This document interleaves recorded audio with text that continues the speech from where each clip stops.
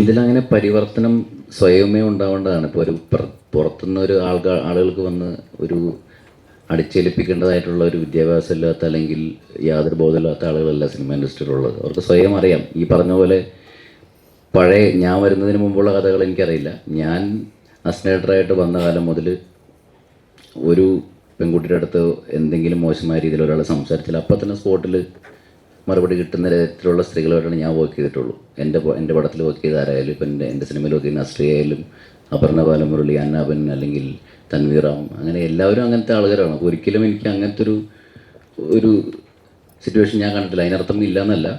ഇവിടെ അങ്ങനെ ഒരു പ്രത്യേകിച്ചൊരു വിശുദ്ധീകരണം അല്ലെങ്കിൽ നവീകരണം എന്ന് പുറത്തുനിന്ന് ആൾ ചെയ്യേണ്ട ആവശ്യമില്ല. സ്വയമേ എല്ലാവരും തന്നെ ചെയ്യുന്നതാണ്. ഇപ്പോൾ എനിക്ക് തോന്നുന്നു ഇവിടെ ഇരിക്കുന്ന ആളുകൾക്ക് ആർക്കും അങ്ങനെ എന്ത് ചെയ്യണം എന്നറിയാതെ പുറത്തുനിന്ന് ഒരു ഹെൽപ്പ് കിട്ടേണ്ട ഗതികേടിലൊന്നും ആരും ഉണ്ടാവില്ല. അതാരും സിനിമയിൽ അങ്ങനത്തെ ഒരു അവസ്ഥ വന്നിട്ടൊന്നുമില്ല. പിന്നെ പണ്ട് ചെയ്തിട്ട് കാര്യങ്ങൾ എന്തെങ്കിലും മോശമായിട്ടുണ്ടെങ്കിൽ സ്വാഭാവികമായിട്ട് അതിനുള്ള ഉത്തരങ്ങൾ അവർ കിട്ടണം എന്ന് തന്നെയാണ് എൻ്റെ ആഗ്രഹം. പിന്നെ ഞാനിങ്ങനെ സിനിമ ചെയ്യുമ്പോൾ അതിലൊരു ആണിനെ മെയിൻ ഹൈലൈറ്റ് ആയിട്ട് ചെയ്യാം, അല്ലെങ്കിൽ ഒരു സ്ത്രീയെ അങ്ങനെ ഒന്നും ഞാൻ എൻ്റെ അടുത്ത് ധന്യാവർമ്മ നമ്മുടെ സിനിമയിൽ അഭിനയിച്ചിട്ടുണ്ട്, സാറാസില. അപ്പോൾ ശരി ധന്യാണ് എൻ്റെ അടുത്ത് പറഞ്ഞത്, നിങ്ങൾ ശരിക്കും ആളായിട്ട് കാണുന്നതുകൊണ്ടാണ് എന്താ പറയുക ഒരു രണ്ട് പക്ഷമായിട്ട് നിൽക്കാത്തത്. നിങ്ങൾ ഒരാളുടെ തോന്നിയതൊക്കെ വിളിച്ച് പറയുന്നത് സ്ത്രീയാണോ പുരുഷനാണോ നോക്കുന്നില്ല, അവർ ഒരു വ്യക്തിയായിട്ട് കാണുക എന്ന് പറഞ്ഞ പോലെ. ഫസ്റ്റ് പടം ചെയ്യുന്ന സമയത്ത് എനിക്ക് ആ കഥയാണ് ഇഷ്ടപ്പെട്ടത്. പൂജ മാത്യു എന്നുള്ളൊരു കുട്ടിക്ക് തോന്നുന്നൊരിഷ്ടം, അവൾക്ക് ഒരു സ്റ്റോറിയാണ് എനിക്ക് ഇഷ്ടപ്പെട്ടത്. എന്ന് മുത്തശ്ശികഥയിലും എനിക്കൊരു പ്രായമുള്ളൊരു അമ്മച്ചിക്ക് കുറേ ആഗ്രഹങ്ങൾ ചെയ്യണമെന്നൊരാഗ്രഹം, അതെനിക്ക് ഇഷ്ടപ്പെട്ട കഥയാണ്.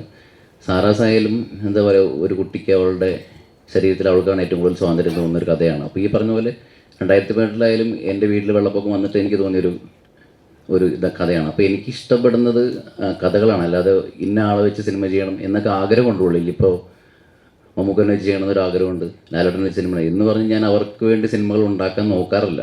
കഥകൾ ഞാൻ അന്വേഷിക്കും, അതിനകത്ത് ഇവർ പറ്റുമെന്ന് നോക്കുന്നല്ലാതെ അങ്ങനെ സംഭവിക്കുന്നതാണ് ഈ സ്ത്രീപക്ഷ സിനിമകൾ എന്ന് നിങ്ങൾ പറയുന്ന സിനിമകൾ സംഭവിച്ചു പോകുന്നത്. അതല്ലാതെ മനഃപൂർവ്വം നമ്മൾ ആരെയും അങ്ങനെ എന്താ പറയുക ദ്രോഹിക്കാനോ നന്നാക്കാനോ ഒന്നും ഞാനായിട്ടൊന്നും ചെയ്യാറില്ല, സിനിമകൾ ചെയ്യാറില്ല.